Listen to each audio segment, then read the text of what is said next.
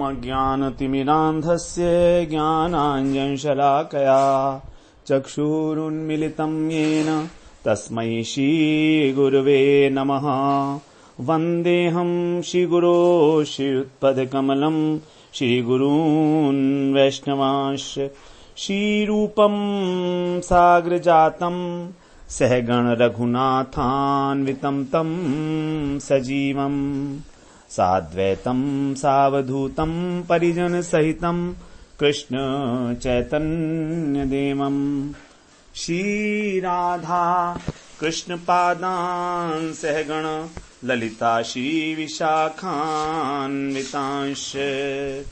तमादिदेवं करुणानिधानं तमालवर्णं सुहितावतारम् अपार संसार समुद्र सेतुं भजामहे भागवत स्वरूपम्।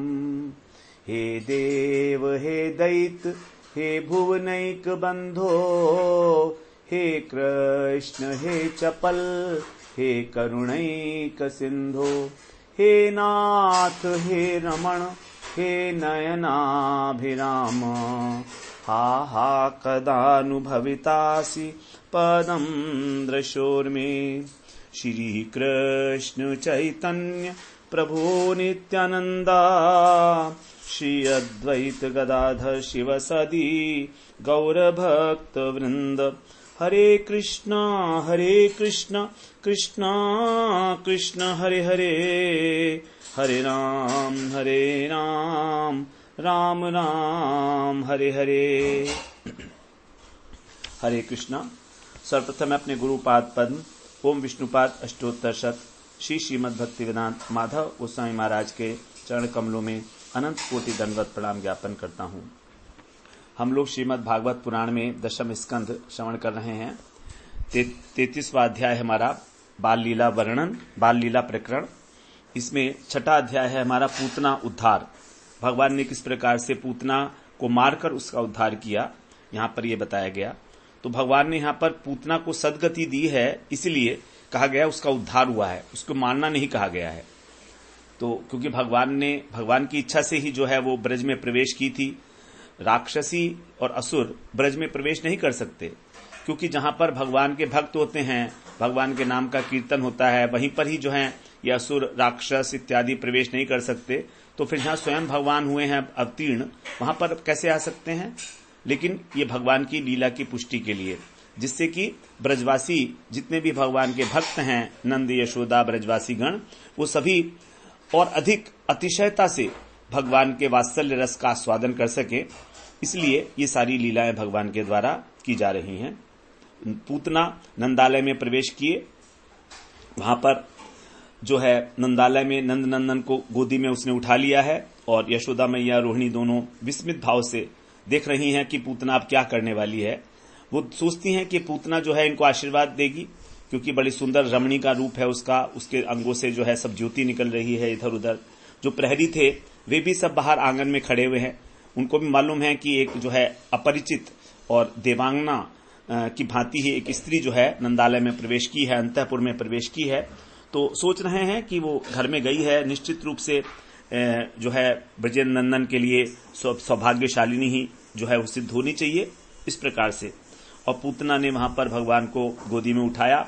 अब एक बार तो मुग्ध तो हो गई भगवान के रूप सौंदर्य के ऊपर, लेकिन किसी प्रकार की कोई मात्र वत भावना उसके अंदर उत्पन्न नहीं हुई और तुरंत ही उसका जो राक्षसी स्वभाव है वो प्रकट हो गया और उसने अपना स्तन जो है कृष्ण के मुख में दे दिया। जब भगवान ने उसका स्तनपान करना आरंभ किया, अत्यंत क्रोधपूर्वक, भगवान ने यहां पर कहा कि क्रोध में भरकर भगवान ने उसके प्राणों का हरण किया है। तो भगवान की जो संहारिका शक्ति है वही क्रोध करती है। भगवान कृष्ण कभी क्रोध नहीं करते हैं। उनकी संहारिका शक्ति को अब जो है अवसर मिल गया, एक राक्षसी का वध करना है, तो वो प्रकट हो गई और उसने इस प्रकार से भगवान की सेवा की है। और उसी ने जो है पूतना के प्राणों का हरण किया, उसका शोषण किया। तो शक्ति ही, क्योंकि शक्तिमान एक ही है, तो हमारी शक्ति ही कोई कार्य को करती है। हम कार्य को करते हैं, ऐसा कहा जाता है। जैसे अग्नि है, अब अग्नि किसी वस्तु को जलाती है तो हम कहते हैं अग्नि ने जला दिया, लेकिन वास्तव में वो अग्नि ने नहीं, उसकी दाहिका शक्ति ने जलाया है। अब कभी कभी अग्नि की जो दाहिका शक्ति है उसको मंत्रों के द्वारा जो है उसको जो है निष्क्रिय कर दिया जाता है, तब वो अग्नि नहीं जलाएगी। तो इसका मतलब जलाया किसने? अग्नि ने नहीं जलाया, अग्नि के अंदर जो दाहिका शक्ति वर्तमान थी उसने जलाया। तो इसी प्रकार से शक्तिमान की प्रत्येक क्रिया जो की जाती है वो शक्ति के द्वारा की जाती है। तो कृष्ण के अंदर अनंत शक्तियां हैं, तो समय समय पर अवसर के अनुकूल अपनी अपनी सेवा में जो है उपस्थित होती हैं। जैसे अवसर मिलता है, जब भगवान ने उसका स्तनपान किया तब उसके जो मर्म स्थान थे वो सारे के सारे अत्यंत पीड़ा होने लगी और कहने लगी वो, अरे छोड़ दे, बस बस, अलम अलम, बहुत हो गया, बहुत हो गया। इस प्रकार वो हाथ पैर पटक कर अपने और चीख रही है, चिल्ला रही है, लेकिन भगवान उसको छोड़ नहीं रहे हैं। क्यों नहीं छोड़ रहे हैं? क्योंकि भगवान को तो स्वभाव है कि जब एक बार किसी को पकड़ लेते हैं तो छोड़ते कहां हैं। जो वृंदावन में आके भगवान का भजन करने लगता है वो कभी वृंदावन से लौट कर जाता है क्या? जिनको पकड़ा नहीं है भगवान ने वो तो जरूर लौट जाते हैं, लेकिन जिनको पकड़ लिया है तो एक बार यदि कृष्ण के चक्कर में आ गए, न च पुनरावर्तते, वो उसका पुनरावर्तन ही नहीं होता इस जगत के अंदर, तो फिर भगवान कहां पकड़ते हैं? यद गत्वा न निवर्तन्ते तद धाम परमम मम। भगवान का धाम, भगवान का नाम सब एक ही वस्तु है। तो भगवान ने पकड़ा है, यहां पर पूतना ने नहीं पकड़ा है, भगवान ने पकड़ लिया है उसको। तो इसलिए अब भगवान छोड़ने वाले कहां हैं, और वो भगवान उसको छोड़ नहीं रहे, लेकिन पूतना की जो देह है उसने उसका साथ छोड़ दिया। तो उस समय अब 12वें श्लोक से हम लोग श्रवण करते हैं क्या हो रहा है उसके देह छोड़ने के बाद। तस्या स्वनेनाति गभीर हंसा साद्रिर्मही द्योश्च चचाल सग्रहा रसादिशस्य प्रतिनिधिरे जनः पेतु क्षितौ ब्रज निपात शंकया। तस्या माने उस पूतना के, यहां स्त्रीलिंग है, तस्य और तस्या। अति गंभीर रहंसा माने वेग, अत्यंत प्रचंड जो वेग था, स्वनेन रोने के शब्द से, जब वो दहाड़ मारकर रो रही है, छोड़ दे इस प्रकार से विलाप कर रही है, तो रोने से साद्री, अद्रियों के सहित, अद्री माने पर्वतों के सहित जो पृथ्वी थी, मही माने पृथ्वी, और सग्रहा जो ग्रह थे, सूर्य चंद्रमा नक्षत्र इत्यादि, ये सब नवग्रह, द्यो माने अंतरिक्ष, चचाल विचलित होने लगे, डगमगा गया, पूरा आकाश डगमगा गया। इतना भयंकर शब्द था जो उसके मुख से निकला था, उसकी भयंकर ध्वनि इस प्रकार की गर्जना की भांति कि पहाड़ भी जो है वो चलायमान हो गए, विचलित हो गए। और रसहा दिशश्च, रसातल, यहां तक कि जो रसातल है वो, और दिशा 10 दिशाएं प्रतिनिधिरे गूंजने लगी। जनहा माने ब्रजवासी जन जो हैं, ब्रज निपात शंकया। अब ब्रजवासियों ने सोचा कि ब्रजपात हो गया है, ब्रजपात के भय से उन्होंने सोचा वज्रपात हो गया है। तो क्षितौ माने भूमि के ऊपर वो पेतु मूर्छित होकर गिरने लगे। तो वज्रपात की आशंका से वो मूर्छित होकर गिरने लगे। जितने भी ब्रजवासी थे, बड़ा भयंकर जो है उसका शरीर था, आगे बताएंगे। तो इस प्रकार उसका भीषण विलाप था, और जो पर्वत है वो भी कांपने लगे, ग्रहगण जो है अपने स्थान से भ्रष्ट होने लगे, दिशाएं गूंजने लगी, यहां तक कि उसका जो निनाद था वो भूतल को भेद कर नीचे रसातल तक चला गया, इस प्रकार से। और जो ब्रजवासी हैं उन्होंने समझा कि मानो हजारों वज्र जो हैं हमारे ऊपर एक साथ गिर रहे हैं। वज्रपात होता है जब वज्र बोलते हैं, जो इसका इंद्र का जो शस्त्र है, वज्र है, सबको नाश करता है, तो उसकी तरह जो बलवान भयंकर अस्त्र है उसको कहा जाता है वज्र। तो इस प्रकार से वज्रपात हो गया सभी के ऊपर, और सभी लोग जो हैं वो भयभीत हो गए हैं और मूर्छित होकर जमीन पर गिर गए हैं। निशाचरित्थम व्यथतिस्तनाव्यसुर व्यादाय केशांश चरणों भुजावपि प्रसार्य गोष्ठे निज रूप मास्थिता वज्राहतो वृत्रैवा पतन नृप। इस प्रकार कह रहे हैं 13वें श्लोक में, हे नृप अर्थात हे राजन, इत्थम मन इस प्रकार कैसे, जब कृष्ण ने उसके प्राण चूस लिए उसके स्तनों के माध्यम से, तो वो व्यथित स्तना, अत्यंत पीड़ित स्तन वाली जो पूतना थी, उसने निज रूपम, जो अपना निज रूप था उसका, अर्थात उल्लू का रूप, क्योंकि मायाकृत जो रूप है वो अपने होशोवास के अंदर ही धारण कर सकती है। अब जब आसुरी माया जिससे उसने रूप धारण किया था वही नष्ट हो गई, उसके खुद के नष्ट होने पर तो उसका जो स्वाभाविक रूप था उल्लू का रूप वो प्रकट हो गया, अवस्थिता उसमें धारण, वो उसको नारी के रूप को जो है धारण नहीं रख कर सकी और भयंकर राक्षसी रूप उल्लू का रूप प्रकट हो गया। निशाचरी, और वो जो पूतना थी निशाचरी, उसके व्यादाय, उसने मुंह खोलकर अपना केशान और केशपाश उसका जो था वो बिखर गया, सारे बाल उसके बिखर गए, प्राण उसके शरीर से निकल गए, और चरणों भुजऊ, और उसके पैर और हाथ इन दोनों को भी प्रसारे माने पसार कर, अर्थात उसके हाथ पैर भी इधर उधर फैल गए। व्यसु माने आंसू रहित, व्यसु का मतलब हो गया प्राण रहित, असु का अर्थ होता है प्राण, तो बिना प्राण के जो है, इस प्रकार से बिना किसी प्राण के अर्थात प्राण रहित होकर वज्राहत, जैसे इंद्र के वज्र से आहत वृतासुर इव, जैसे वृतासुर गिर गए थे, जब वृतासुर का वध हुआ था तो इंद्र ने उनको वज्र से जो है उनका मस्तक काटा था, तो इस प्रकार से वो वृतासुर की भांति गोष्ठे, इस गोष्ठ के ही स्थान में, निकटवर्ती स्थान में अपतत जाकर गिर पड़ी। तो यहां पर जो पूतना गिरी है वो गोष्ठ में नहीं, गोष्ठ के समीपवर्ती स्थान में ही गिरी है। इस प्रकार से जो है पूतना ने अपने स्वरूप को, वास्तविक स्वरूप को प्रकट किया, क्योंकि जीवन का जब अंतिम काल प्रकट होता है तो हमारा जो कपट वेश है दूर हो जाता है अपने आप, और वास्तविक स्वरूप प्रकट हो जाता है। और पूतना की जो स्वाभाविक स्थिति थी, स्वाभाविक रूप था उसका उल्लू की भांति भयानक, वो तो उसने जब गोकुल में प्रवेश करना चाहा तो फिर इसको छिपाकर और दिव्य रमणी का वेश धारण कर लिया था। तो अंतिम समय में हम जानते ही हैं, चाहे कोई व्यक्ति कितना ही दुष्ट रहा हो जीवन भर, लेकिन जो उसकी स्वाभाविक वृत्ति हैं वो निकल कर आ जाती हैं उस समय। तो इस प्रकार जो है वो अंतिम काल में उस कपटता को धारण न करने के कारण और अपने ही स्वरूप में आ गई। और तब जो है बता रहे हैं आगे 14वें श्लोक में, पत्मानोपि तद्देह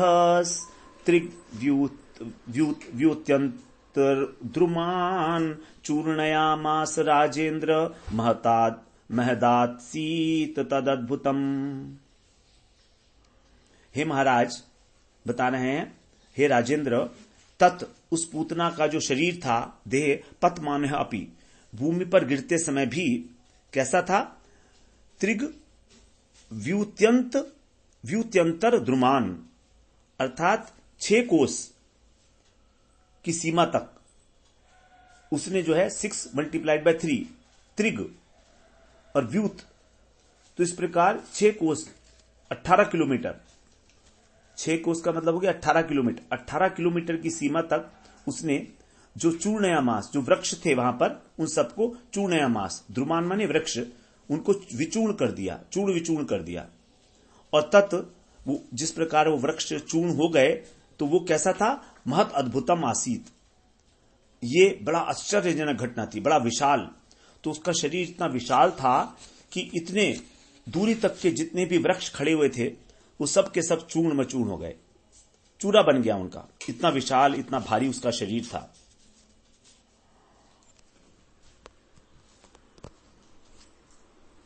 तो यहां पर बता रहे हैं कि जो पूतना है पतमान का मतलब है पीड़ा के द्वारा जब उसको व्याकुलता हुई तो वो उड़ी, क्योंकि वो खेचरी थी, बताया था ना कि वो आकाश मार्ग से आई थी, तो वो उड़ी वहां से और फिर भूमि पर गिरी।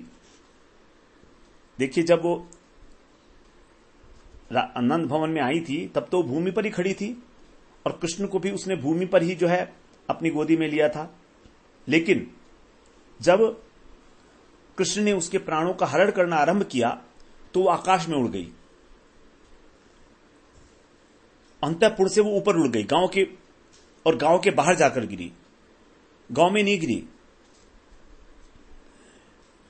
तो पूतना जो है वो उसने केवल अपनी जीवित अवस्था में ही जो है प्राणियों का जो हनन नहीं किया बच्चों का, बल्कि मरते हुए भी बहुत सारे जो है प्राणी उसके मृत्यु के गाल में चले गए, क्योंकि जहां वो गिरी होगी वहां पर अनेक प्रकार के प्राणी भी होंगे, कुछ जीव जंतु होंगे, वो भी सब मर गए होंगे।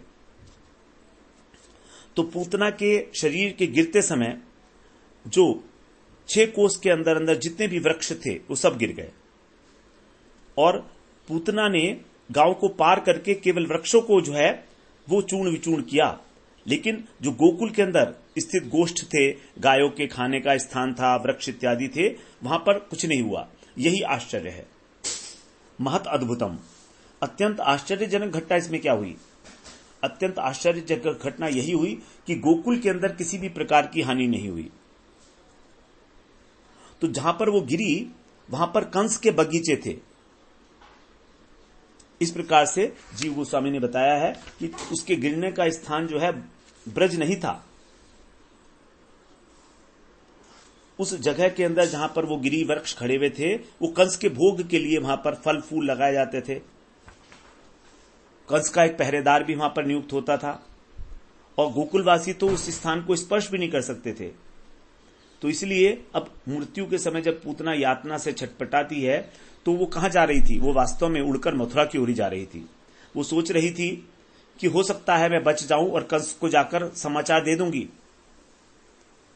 पूतना के प्राण जब भगवान ने खींचने शुरू किए तो उसका शरीर तो क्षत विक्षत हो गया, लेकिन उसने एक उड़ान भरी और मथुरा की ओर जाने का उसने प्रयास किया। तो इस प्रकार से जो है, और वो बीच में ही कहीं पर जब वो ब्रज की सीमा से जब बाहर चली गई, तब उसके जो है प्राण निकले हैं, और तब वो वहां से नीचे गिरी। अपतत माने ऊपर से नीचे गिरना। और इतनी भीषण थी उसकी वो मूर्ति कि उसके दर्शन मात्र से हृदय में भय का संचार हो रहा था। और बस अद्भुत बात इसमें यही बताई गई है कि जहां पर वो गिरी वहां पर जो है ब्रज का कोई भी नुकसान नहीं हुआ, किसी भी प्रकार का। तो जब इस प्रकार से पूतना जो कंस को समाचार देने के लिए जा रही थी, अथवा कंस से अपनी प्राण रक्षा के लिए भीख मांगने जा रही थी, तब जो लीला शक्ति है भगवान की, उन्होंने कहा कि तुम कंस के पास क्यों जाती हो, अभी तुम उसको और जीने दो। अब वहीं पर ही जो है लीला शक्ति ने उसके प्राणों को हरण कर लिया। तो अंत में जब वे प्राण रहित हो गई, नीचे गिर पड़ी पहाड़ की भांति गोष्ठ से बाहर में, तब जो है परीक्षित जो हैं थोड़ा सा ठीक अनुभव कर रहे हैं, क्योंकि परीक्षित जी को बड़ा चिंता हो रही थी कि कहीं हमारे कृष्ण को वो किसी प्रकार की हानि तो नहीं कर देगी। तो इस प्रकार से वो वहां पर गोष्ठ के बाहर आकर, नंदगांव से बाहर आकर जो है वहां पर और ऊपर हवा में उड़ी, और तब जो है उड़ते उड़ते ही जो है उसने अपने प्राणों को छोड़ा इस प्रकार से। और मरने के बाद जब वो नीचे गिरी तो जितने भी वृक्ष थे वो सबका उसने नाश कर दिया।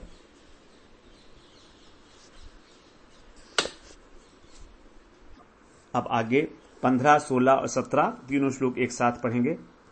बता रहे हैं, ईशा मात्रोग दंष्ट्रास्यम गिरीकंदर नासिकम गंडशालस्तिनम रौद्रम प्रकीर्णारुणमूर्धजम अंधकूप गभीराक्षम पुलिनारोह भीषणम बद्ध सेतु भुजर्वंघ्री शून्यतोय हृदोदनम संतृप्तसुस्म तद्वीक्ष्य गोपा गोप्य कलेवनम पूर्वन्तु तन्य स्वनित भिन्न हृतकर्णमस्तकः। किस प्रकार उसके मरने के बाद जो है उसके शरीर का क्या क्या हुआ है वो बड़ा स्पष्ट रूप से वर्णन किया है। यहाँ पर कह रहे हैं, ईशा मात्रोग दंष्ट्रास्य, जो पूतना के दांत थे वो कैसे थे? ऐसे थे जैसे हल होता है, हल के आगे जो फाल लगी होती है उस प्रकार के दांत थे, महाउग्र दांत थे उसके। तो पूतना का गिरते हुए जो स्वरूप है दांत से आरंभ करते हैं, क्योंकि पहले बच्चे के दांत ही आते हैं। तो जो है दांत कैसे थे? ईशा का मतलब हल के फाल की तरह उग्र दांत थे। मांसाहारी और शाकाहारी दो प्रकार के लोग होते हैं ना, तो कैनाइन दांत होते हैं उनके, और मांसाहारी की आंत छोटी होती है और शाकाहारी की आंतें बड़ी होती हैं, 13 फीट की होती है। और जो मांसाहारी है उनकी छोटी आंत होती है, 3 फीट के लगभग होती है, छोटी होती है, काफी छोटी, क्योंकि मांस जो है जल्दी सड़ जाता है। अगर लंबी आंत होगी तो अंदर सड़ने लगेगा, इसलिए। और शाकाहारी की आंत जो है बड़ी होती है। और इसी प्रकार से जो है इनके जो है नुकीले दांत होते हैं, मांसाहारी के कैनाइन होते हैं, क्योंकि मांस को फाड़ना होता है, जबकि शाकाहारी के फ्लैट होते हैं दांत। तो बता रहे हैं, पहले पूतना के दांत फल के समान थे, महाउग्र, गिरी कंदर नासिकम, और उसकी नासिका कैसी थी, विशाल, जैसे पर्वत की गुफा हो, पर्वत की गुफा के तरीके से उसकी नाक थी, बड़ी बड़ी। उसके बाद बता रहे हैं आगे, शैल गंड शैल स्तनम, और छोटे पर्वतों के समान जो है उसके स्तन थे, वक्षस्थल उसका। आगे बता रहे हैं, अंधगूप गभीराक्षम, नहीं बीच में रह गया, प्रकीर्णारुण मूर्धजम, इधर उधर जो बाल थे उसके वो अरुण, अरुण का मतलब लाल रंग के थे, एकदम अस्त व्यस्त हो गए थे। और मूर्धजम का मतलब है केश, लाल तांबे की भांति जो है। तो इस प्रकार से प्रकीर्ण, प्रकीर्ण का मतलब बिखरे हुए थे। अंधकूप गभीराक्षम, और अंधे कुएं की भांति उसके नेत्र थे, गहरे गहरे नेत्र थे। अंधा कुआं होता है जैसे, गहरी, जिसमें पानी नहीं होता, उसको बोलते हैं अंधकूप। पुलिनारोह भीषणम, पुलिन का मतलब है नदी, तो नदी का तट, तो पुलिन के आरोह, उसकी भांति जो है भयंकर, जंघा, भीषण जंघा, उसकी जो जंघा थी वो भीषण थी, नदी के 2 तट हो जैसे, इस प्रकार से। आगे बता रहे हैं, शून्य तोय हृदोदरम, और जैसे बिना जल का पानी होता, बिना जल का तालाब होता है, तोय माने जल, तो जैसे बिना जल का जो है तालाब होता है उसके समान, अत्यंत गंभीर, अर्थात अंदर को घुसा वासा उसका पेट था, उदर। आगे बता रहे हैं, बद्ध सेतु भुजोर वंघ्री, और बद्ध सेतु जैसे एक वो होता है, पुल होता है नदी के ऊपर, जो सेतु होता है बांध, उसके तरीके से उसके हाथ पैर थे, दोनों उरु और दोनों पैर और दोनों जंघाएं। तत् माने ऐसे ही, रौद्रम अत्यंत भयानक उसका जो कलेवर था वो, वीक्ष माने देखकर, पूर्वम तू, और पूतना का शरीर दर्शन से पहले ही जो है, उसका शरीर दर्शन नहीं किया, उससे पहले ही क्या हुआ कि स्वनित, तन्नी स्वनित, भिन्न हृत कर्ण मस्तका, उसका जो रोदन था उससे क्या हो रहा था, भिन्न हृत कर्ण मस्तिका, हृदय, कान और मस्तक फट रहे थे जिनके, ऐसे ब्रजवासी जन। इतना भयंकर उसकी आवाज थी, आवाज, शोर, रोने में ही, कि सारे के सारे मानो फट रहे हैं, कान फट रहे हो जैसे, सिर में चक्कर आने लगा, कान फट रहे हो, इतना आवाज थी उसके रोने के अंदर। ऐसे ब्रजवासी गण और गोपवासी गोपियां, गोपियां मानी गोपियां, संत त्रसु स्म, परम आशंका युक्त हो गए। यहां बता रहे हैं कि सबको एक ही चिंता थी। क्या चिंता थी? कि कहीं कृष्ण के ऊपर तो विपत्ति नहीं आई। केवल एक ही चिंता है सबको, और कोई चिंता नहीं है। तो यहां पर देखिए जो है, इतना भयानक दृश्य देखा है, लेकिन किसी को भी अपने घर वालों की याद नहीं आ रही है। एक ही शंका है कि कहीं हमारे कृष्ण को तो कुछ नहीं हुआ। इस प्रकार से उसका जो है स्वरूप का वर्णन किया गया। जब वो मरी तो बड़ा भयंकर है, यहां पर मृत देह जो उसकी पड़ी हुई थी, उसकी भीषणता जो है वो बताई गई कैसी है। नाक के छेद ऐसे दिखते थे जैसे पर्वत के अंदर गुफाएं होती हैं, और जो है अगर वो उस गुफा से श्वास ले तो बड़े बड़े विशाल प्राणी में उसके अंदर घुस जाएंगे। जैसे मान लो आंखें ऐसी थी जैसे अग्निकुंड प्रज्वलित हो रहा हो, कुएं की भांति गहरी। तो इस प्रकार वो जो है भगवान वहां पर उसकी दोनों स्तनों को पकड़कर और उनका पान किए, और उसकी पूतना की जो मृत देह है वहां पर फैली हुई थी, जैसे कि सेतु बंधन कर दिया गया हो। जो नदी होती है उसके 2 किनारों को जैसे पाट दिया गया हो, उस प्रकार से उसकी एक देह पड़ी हुई थी वहां पर। भयंकर मूर्ति थी, उसकी रोदन स्वनी धुनकर जो है सबके सबका सर चकराने लगा, मूर्छित हो गए वो लोग। बाद में फिर वो जब चेतना आई तब वो चिंतन कर रहे हैं कि कहां से आई भयानक आवाज, क्या कोई वज्रपात हो गया। इस प्रकार से उनका जो मस्तक था वो सब घूमने लगा। अब 18वें श्लोक में कहते हैं, बालंच तस्याउरसी क्रीडन्तम् अकुतो भयम् गोप्यस्तूर्णम् समभ्येत्य जगृहुर्जात संभ्रमाः। गोप्य जो कृष्ण के प्रति वात्सल्य परायण गोपियां थी, जो सखियां थी यशोदा मैया की, वे तस्या माने मृत पूतना के और उरसी वक्षस्थल के ऊपर जो अब कुतो भयम अर्थात उनको किसी प्रकार का कोई भय नहीं है, निर्भीक रूप से जो क्रीड़ा कर रहे थे, क्रीडंतम, अब उनको देखकर और नंदनंदन उनको देखकर जात संभ्रमा अत्यंत विस्मित होकर और आनंद से भरकर समभ्येत्य पूतना के विशाल शरीर के ऊपर चढ़कर तूर्णा माने जल्दी से उन्होंने जगृहु नंदनंदन को उठाकर अपने हृदय से लगा लिया। तो उसका जो शरीर था विशाल पर्वत की भांति था और वहां पर उसके वक्षस्थल के ऊपर जो है कृष्ण क्रीड़ा कर रहे थे।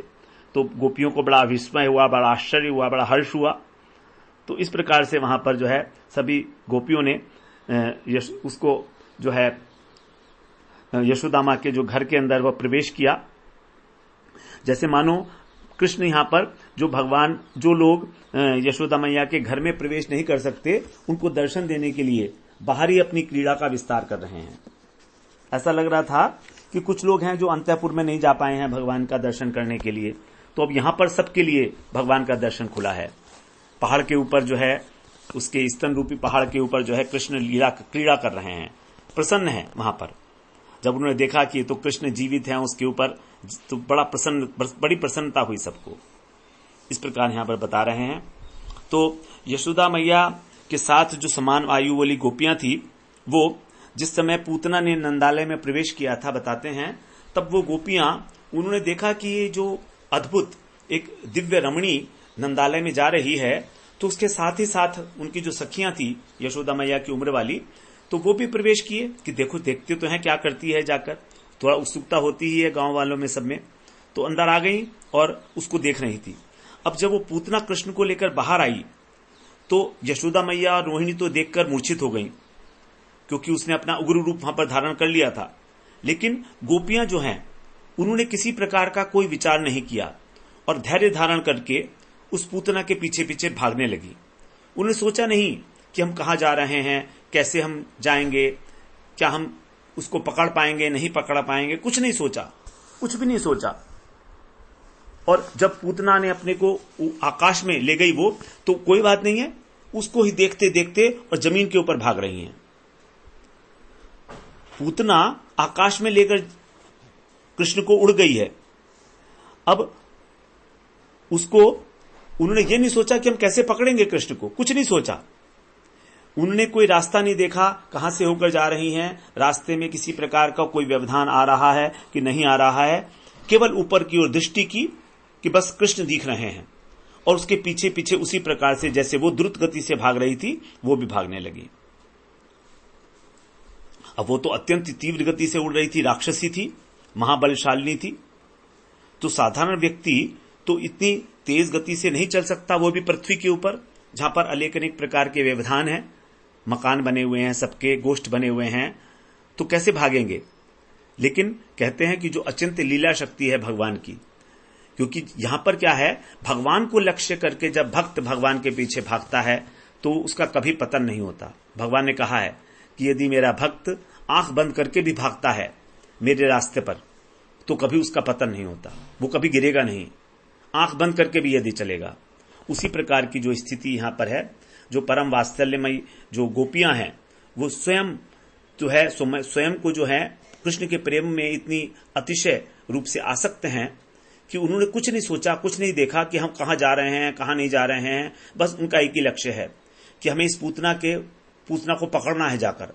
अब ये नहीं सोचा कैसे पकड़ेंगे, वो आकाश में जा रही है, कोई बात नहीं, जब तक वो दिख रही है तब तक हम उसके पीछे भाग रहे हैं। इस प्रकार से ये नहीं सोचा कि हम असमर्थ हैं इस चीज में, क्योंकि जो है, जो कृष्ण है, अब कृष्ण की दृष्टि और कृष्ण की सामर्थ्य वो तो अनंत है, उसका कोई मुकाबला थोड़ी है। इस प्रकार से गोपियां जो हैं कृष्ण शक्ति के ऊपर कि जो भी करेंगे नारायण वो ठीक ही करेंगे, भगवान के ऊपर पूरा विश्वास करके और भागने लगी। यद्यपि वो दौड़ नहीं सकती थी, लेकिन तो भी अब वो तो बेसुध थी कि किसी प्रकार से हमको छीन कर लाना है, अपने बाल गोपाल को छीन लेना है इस पूतना से। तो इसीलिए उनका जो भूमि गमन था, उस भूमि गमन ने ही पूतना के आकाश गमन को भी अतिक्रमित कर दिया, अर्थात उसको ही पछाड़ दिया। तो इस प्रकार से वो जब साथ में जा रही हैं तो और देख रही हैं कि कृष्ण उसके वक्षस्थल के ऊपर हाथ पैर हिलाकर क्रीड़ा कर रहे हैं, तो वो भयभीत नहीं हुई, क्योंकि उनकी नजर में तो केवल कृष्ण हैं, जो उसके अंक में आरोपित हैं, उसके छाती से चिपटे हुए हैं कृष्ण, केवल उनकी दृष्टि में केवल कृष्ण है यहां पर और कोई नहीं है। इसीलिए उनको किसी प्रकार का भी कोई बाधा उत्पन्न नहीं हुई शास्त्र में। जिनका नाम सुनने मात्र से भयभीत हो जाता है, ऐसे जो भगवान की चरणाश्रित गोपियां हैं, उनको किसी प्रकार की क्या बाधा जो है कष्ट डाल सकती है। इस प्रकार से जब बीच में ही पूतना ने अपने प्राण त्याग दिए और वो नीचे आ गई, तो कृष्ण भी उसके ऊपर ही नीचे आ गए, बिल्कुल सेफ। कृष्ण के ऊपर कुछ भी नहीं है, वो उसी प्रकार से क्रीड़ा कर रहे हैं। तब जब वात्सल्यवती गोपियों ने इस प्रकार देखा तो वो अत्यंत आनंद में भर गई, और फिर जो है उनका आनंद इतना अधिक है कि वो जो कुछ भी देखा उन्होंने, एक बड़ा भयानक सा दृश्य, वो भी उनको विस्मृत हो गया। जल्दी से वे पूतना के शरीर पर चढ़ गई ऊपर। कुछ नहीं देखा उन्होंने, कैसे चढ़ेंगे, क्या चढ़ेंगे, पहाड़ की भांति शरीर है उसका, ये नहीं है कोई एकदम सामान्य आदमी चढ़ पाएगा।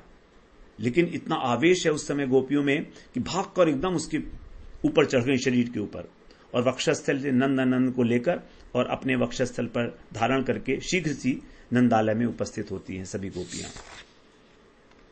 बड़ी सुंदर यहां पर बात बताई गई है इस प्रकार से कि गोपियों के अंदर एक अद्भुत शक्ति का संचार हो गया, क्योंकि यहां पर कृष्ण की रक्षा करने का प्रश्न है।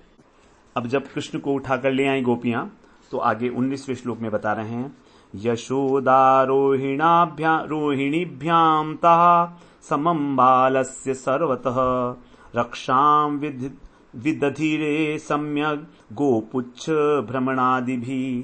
किस प्रकार से देखिए अखिल कोटि ब्रह्मांड नायक भगवान की नजर उतारी जा रही है। ता माने जो गोपियों के समान थी, ऐसी गोपियां यशोदा रोहिणीभ्याम समम, यशोदा और रोहिणी के साथ, बालस्य माने नंद नंदन के, सर्वतः माने सभी अंगों में, गोपुच्छ भ्रमणादि भी, गाय की पूंछ घुमा रही हैं। गाय की पूंछ घुमाने से कहते हैं नजर उतरती है। फिर राई से उनकी नजर उतार रही हैं, अथवा जो सूप होता है उसका एक कोना स्पर्श करा दिया जाता है। इस प्रकार के अनेक जो हैं गांव के अंदर अनेक प्रकार के उपाय होते हैं। नून तेल से भी जो है उतारी जाती है नजर, मिर्ची लेके और सरसों का तेल लेके उससे भी उतारी जाती है। तो इस प्रकार सम्यक रूप से उत्तम प्रकार से रक्षाम विदधिरे, उस रक्षा का उपाय करने लगी सारी की सारी। तो शोक से अत्यंत व्याकुल हैं यशोदा मैया रोहिणी दोनों ही। उनका जो चित्त है रक्षा विधान करने में नहीं लग पा रहा है, क्योंकि अभी वो बहुत बड़ी शोक से जो है बाहर आई हैं और अपने को संभाल नहीं पा रही हैं। इसीलिए सभी गोपियां जो हैं उनके साथ जो है उनका सहयोग कर रही हैं कि हम करेंगे, आप थोड़ा आप देखते रहो, बस हम ही कर लेंगे सब काम। इस प्रकार से वो सारी की सारी गोपियां जो हैं कृष्ण की नजर उतारने में और संलग्न हो गई। क्योंकि जब गोपियों ने देखा कि ये दोनों तो मूर्छित पड़ी हुई हैं, लेकर आई जब तो मूर्छित हो गए पड़ी हुई हैं, तो जैसे नंदनंदन के साथ ही उनकी जो चेतना शक्ति है वो भी शरीर छोड़ के चली गई। लेकिन जब गोपियों उनको लेकर आई नंदनंदन को, तब उन्होंने देखा तो उनके चेतना का संचार हुआ। फिर वो आनंद और विस्मय से वो विह्वल हो गई। तो उनका शरीर जो है वो जड़ की भांति ही था, कुछ करने में असमर्थ हो पा नहीं थी। इसीलिए जितनी भी गोपियां थी उन सब ने उनका सहयोग करते हुए, एक दूसरे के सहयोग करते हुए और बालक की रक्षा का विधान किया गया। अब आगे क्या क्या भगवान के लिए करेंगे बता रहे हैं। यहां पर भगवान का जो अवतार हुआ है वो पृथ्वी की रक्षा करने के लिए हुआ है, और पृथ्वी भगवान के पास गाय के रूप में ही गई थी। तो इसलिए अब गोपियों को प्रेरणा हुई है कि गाय की पूंछ से ही तुम हमारी रक्षा करो। इस प्रकार से आगे अब 20वें श्लोक में कह रहे हैं,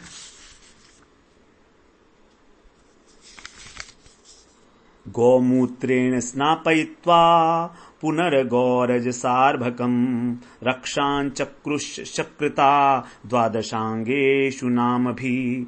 अर्भक, अर्भक मतलब बालक।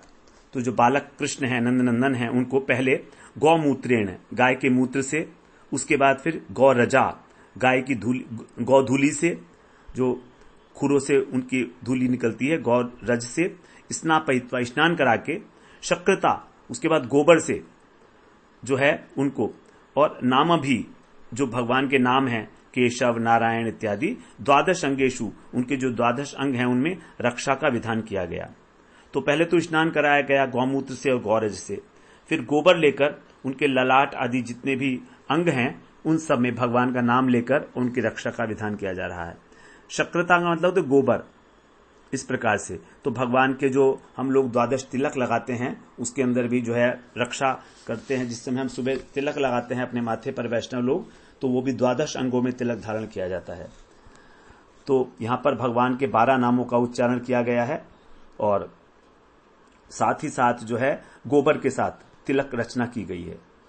तो देखिए क्या क्या हो रहा है, भगवान को गौमूत्र से नहाना पड़ रहा है, कितनी बड़ी प्रॉब्लम है भगवान के लिए भी। उसके बाद फिर गौधूली का लेप हो रहा है उनके, तो अब सारा का सारा शरीर जो है धूल धूसरित हो गया है। और उसके बाद अभी कमी नहीं हुई, अभी गोबर के जो उनके ऊपर तिलक लगाए जा रहे हैं, गोबर से तिलक लगाएगा।